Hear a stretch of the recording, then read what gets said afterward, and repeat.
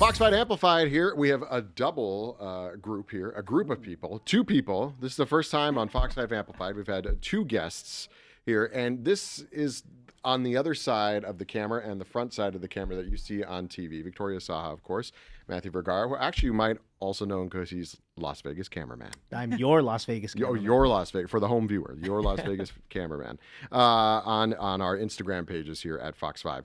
But normally, your day job, photojournalist here at Fox 5, so you work with reporters, and you and Victoria went out to cover a story, and we're going to talk about that. But before we do that, there's a bond between reporter and photographer in the field because you are in a lot of different situations that most people are not put in, but you guys have a secret handshake. Yes. Well, it's not going to be so secret anymore. No. It's a trust thing, too. Do you do it every time you get in the car? Anytime I see him. Oh, so Yeah. it's not just like, oh, 'Cause- you're assigned to Matt today. Go get in his car and you do the handshake. No, he'll walk in. I'm at my dad's. Hey, Victoria. What's up? Hey, what up? Yeah. And You this get is it? yes, That's the camera. camera. It's an old school And then People camera. still think, that's like the Yeah. camera. People will still do that. Your cameraman, Yeah. just like people say, like roll down your window. Yeah, Right. When was the totally. last time anybody rolled a I window? know. Like Yeah. press a button, Yeah. but nobody would know. And this is me holding my mic. Holding you know. microphone, smiling, Ready? ready to present the news. Yes. So let's talk about the story that you guys went to because it is really cool. The Metro Police has always said, and the sheriff has always said, he wants to be the most technologically advanced department in the country, and it really seems like they're getting there, if not close to, or being, up there amongst the NYPD and other places like that are very high tech. We've seen the cyber trucks, we've seen some of the robot dogs that walk around, and now we're seeing drones. Now, police departments have been using drones for a while, as far as like kind of fixed wing drones. I don't want to say fixed wing. I don't know what you call it. They're just drones like you and I have. But now they've got these drones that they can like launch from a launch pad and they don't have to even be next to it. It's like military type stuff. No, super fancy. I first noticed the drones when I was covering the protests this summer. Those protests got really rowdy. Large crowd, we're talking thousands, and it was several hours. I'm there, and then the crowd just kept moving. I noticed a drone following them.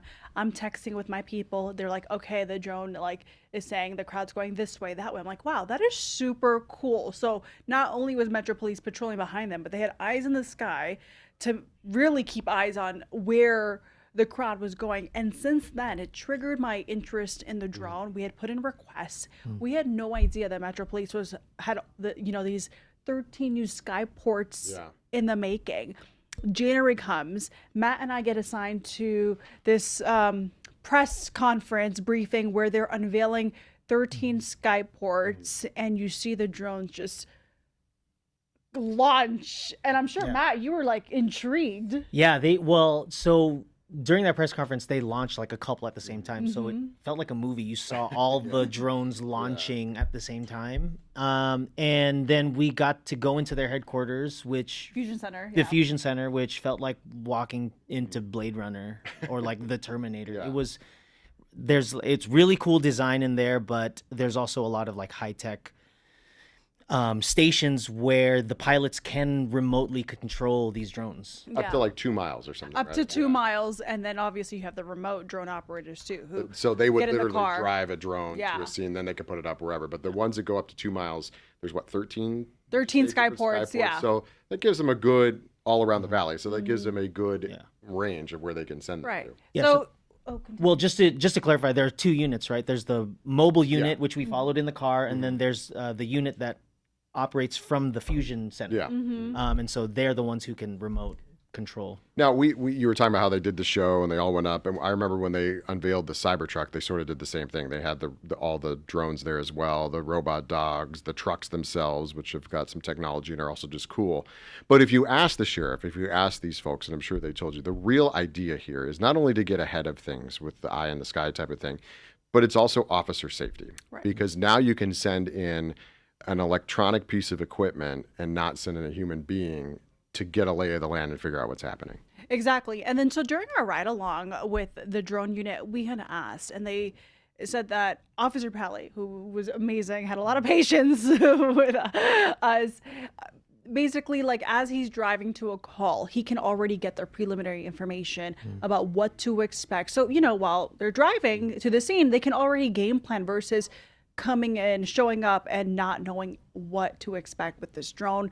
You know, there's eyes everywhere. If there's a suspect hiding under a bush or somewhere, you know, they'll know. And they can, not only does it have a camera, right? It has like FLIR, like infrared radar or something. Thermal imaging for nighttime. That's how they found a missing 8-year-old recently. And you'll see too in the story that we did, the remote control has a lot of different views of how to use the camera. Thermal imaging, I can't recall, but he was going through a bunch of different options, and it was just really, interesting to see what kinds of things these drones can do. It's a lot. One of the things that they are probably are going through the modes on it, and you mentioned this when we've been chatting, is that they used these after 1 October. Yeah. Not necessarily in the hour of the chaos that was going on, but it was a big scene. There was a lot of evidence to capture, and they were using it for that. Yeah. So Officer Pelly, he actually brought it up. Obviously, a very sensitive topic. I never like to bring it up first, but Officer Pelly said that he was a rookie officer back then. And he talked about his love for aviation and how he loved drones, and it was a tool. And back then, 2016, 2017, I noticed it when I was living in LA. Like, these drones are, you know, my friends are using it for real estate business. But fast forward to 2017, 1 October, Officer Pelly said that he noticed that the officers used it to do crime mapping. You know, the festival grounds, large area. We do see investigators clicking each section of a crime scene, but the drone was able to capture a large portion of the crime scene as it was. So, And it can do it all at once. exactly. And Matt, like with camera technology, those are probably shooting in 4 or 8K. So if they get a wide shot, once it's already taken, they can probably zoom in on it and still get a pretty good. Yeah, those cameras are really advanced. They can essentially zoom in and with 8K cameras and get a clear picture of any section of a big area. You know, actually, you did a cool stand-up, which kind of shows that. We had a picture from the drone for Victoria's stand-up, and as it started to zoom in, you can see how clear the quality is. So, And when we how talk much about, more for a big space when you're trying to look for specific evidence? when we talk about a stand-up, that's when reporters are in front of the camera and you're on camera and do that. And we'll get to that because there was a caveat with this one. But when you talk to them, did they talk about expanding this program or how it might look in the future, or is this we are in the future? I think that we are very much in the future, because back in 2017, Officer Pelly, we asked him, when did you realize that drones weren't just a toy, they were a tool? So that's when he mentioned 1 October. And, you know, we are present day future, utilizing technology every possible way for policing. I think, you know, as somebody that's relatively new to the Valley, I've been coming here for my entire life. And you know, when you're down on the Strip, you're always on camera. Well, pretty much anywhere in America. You're always, or anywhere, you're always on camera.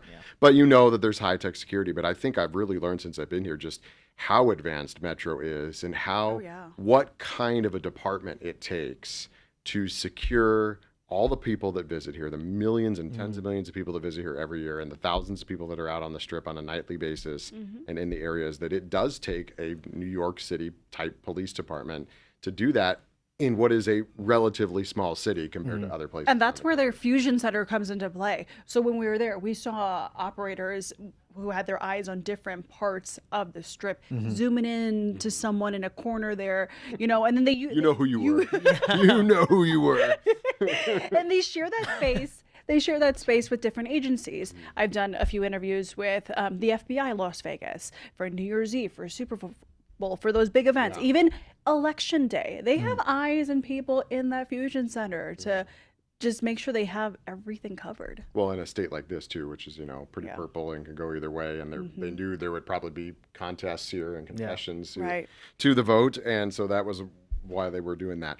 We talked a little bit about the stand-up. We talked about the bond between reporter and photographer. It was I'd be tested. remiss if I didn't. Yes, it was tested in this spot, and I didn't know this as a fact. In fact, I brought it up to you and found out that there was indeed an issue. Just in the newsroom, we all sort of sit around each other, and I saw Matt very stressed out and something was wrong, and he's usually, as you can tell, very happy-go-lucky. And in a good mood, just like that. and I don't think you were here at the time. I think you had already gone home, and he was just very stressed out about what had happened. Well, I found out later that it was a problem with the stand-up that we were talking about. And now, because you used their drone, right? Correct. They were able to shoot that part for you. You were trying to show, here's what it can. Yeah. But when you do all that, you got to sync and everything. So what happened? Well, so first of all, I want to bring up the handshake because that's a symbol of trust. That's a symbol of trust. It is. Yeah. And so we kind of established that going into the shoot, knowing that it's going to be very intricate. Yeah. With the stand-up, it was just that. It was intricate, and we really had to practice trust with each other. So what had happened was... What happened was... what had happened was the drone... Great idea on Victoria's part. Not all... I feel like there's a butt coming. Well, no. We at Fox 5 had access to that drone footage. No other station had access to that. So she was like, let's involve it in our stand-up. Great idea. Yeah, that's a good idea. The drone does not capture audio. Sure. So on the technical side, you have to capture audio separately and then sync it together. So I would just capture the audio on our big cameras. Yeah. And you sync that. So we did that. It worked great. There was a combination of human error and technological error. That piece of footage was not brought onto the timeline. That's my fault. But additionally, the laptop had crashed out. So had that not happened, I could have gone back and saved it. Yeah. But if the laptop crashed. So it was just a whole domino effect. But she did have to practice patience with me. And I with the technology, but I came to her with a problem and a solution. So I said to Matt, I was like, bring me to the solution first. Yes. If we could just fix it with the solution, don't even tell me the problem. Obviously, he had to be really transparent. But how nervous were you? I mean, first of all, Victoria has a clear vision, a very clear vision of what she wants, which is great for a photographer because that means I just have to make that come to life. I don't have to figure too many things out. But when a vision is so clear and there are obstacles in the way of that vision, you have to get over those obstacles. And it was nerve-wracking having to, I mean, when you're collaborating with someone on a project that people are going to see, there is some vulnerability there. When you mess up, or if you have a good idea, like a lot of that takes conversation. So I was kind of nervous, but we both handled it well. We did our handshake like 500 times just to be like, I trust you, I trust you, I trust you, I trust you. It got faster as you went. But yeah, Victoria, explain when you get in the car. Well, I mean, you probably had a conversation before this because I guess I'm looking at a daily story. This one you read planned for a little bit, but that conversation you have when you get in with the photographer you're working with and you say, this is my vision for this story. This is what I want it to look like. You knew you were going to get the option of using that drone. So let's figure out, because you're using their technical brain to figure out how we're going to make it work. Yeah. Well, I wanted to start off by saying, like, I trusted Matt so much that I actually chose him. I really put a request in. I put a request in for just kidding. For Matt to be my photog for this story because Matt has a unique storytelling style with his filmmaking background and now his photography skills for the news industry. So I trusted him. Well, not only did we have some issues with our little GoPro in the front, but he was a trooper in the back, and I had like a draft of a script ready for my stand-up. I had Matt look it over, and I was like, okay, where can we cut this to part 1, part 2, part 3 to film it in a multi-part stand-up. We don't get to do that too often. So we talked about it. We pretty much had the same vision, and that's where it worked out. We had the same vision. He knew all the video that was going to go into my story because obviously writing to video is super important. And we came up with a solution, or he came up with a solution after we had that audio issue. Well, So, okay, if we're talking about the audio issue, essentially it's pretty simple. We just had to dub what she was saying. So voiceover. If I had to it was like a bad movie. Yeah, I had to. But it came out good. I think we smoothed it out. Yeah. I had to repeat my whole script into a separate microphone and kind of sync it with my lips moving in that stand-up video. So it's not, get some background noise. Yeah, in there. not too bad. But when it comes to that reporter-photographer relationship, you want to talk about it as like a team because it's not just my project. It is not just Matt's project. It is our project. It is teamwork. Like, I need him and he needs me. You know, we need Well, each actually, other. he may not need you, because you know that he used to be. Matt used to be on TV in used to be, Spokane. We both yes. share that previous television market, and so he was what they call multimedia journalist, where Yeah. you kind of do it all yourself. Yeah. So. Hey, I don't know if he really needed you. Look, I need No, he needs you need 'cause more you're the other, people. You're the other end of the handshake. You I definitely. know. I cannot do this job by myself. It's hard. It's a hard job. But we made it work. And you know what? He, as soon as we fixed all those issues, Matt got to editing, and I know he was here super late. I didn't even need to give him any direction. I came in the next day and I looked at my story that he edited, and there was no feedback really. I didn't need to give him any feedback because No notes. Yeah, no notes, because not only was he there filming, he knew where all the video was. He knew exactly what I was talking about when I was writing my script, that he just was able to just match it so perfectly. Well, follow the writing is what I say. Exactly. Yeah, follow and the write And to the writing video. doesn't follow the picture. Right. pictures. It's so We've all been in that spot where you're just writing a script as fast as you can, and Oh, yeah. I've done that before and handed it to the photojournalists, and they're like, "What am I going to put here?" Yeah. Yeah. And that's my bad for not, writing to the video. But Mm-hmm. you sometimes you're just writing a story so quick, you're just like, and you're like, I don't know, just put anything. Which is not what you want to do, Nope, because nope, you want it to match, as you mentioned, what you're talking about. That visually, as the words and the visuals come together, it's more impactful for the people at home watching. Well, it was really fun to have both of you on here. We'll have to do this again when you have your next big project, or the next time something doesn't go right. Please come sit and we'll have a We therapy can talk. session We can talk there. about it. Yeah. Yeah, that's what Fox 5 Amplified is, a therapy session when it doesn't go the way it's supposed to. But I encourage you all out there to go and watch their story. It'll be linked on this at fox5vegas.com. You can also find it on Fox 5 Vegas Plus and our mobile app, so you can see the story. And then once you watch it, you'll know what they were talking about when it comes to how it all came together. So thanks, guys, for being here. We appreciate it. Yeah, one more time. Cameras don't work like this anymore. They don't work like this anymore. No, if they do, we'd really be in trouble. Thanks, guys. Thank you. Thanks, Tom.